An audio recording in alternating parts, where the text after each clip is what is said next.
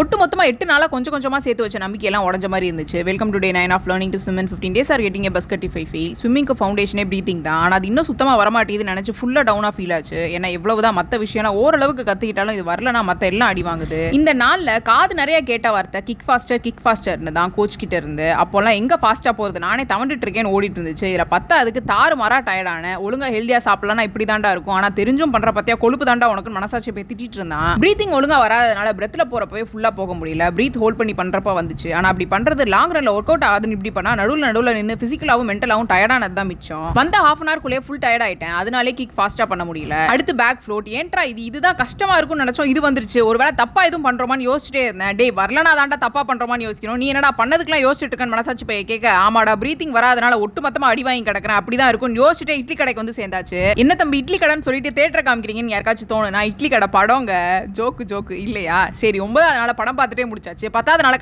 கதற விடுறோம்.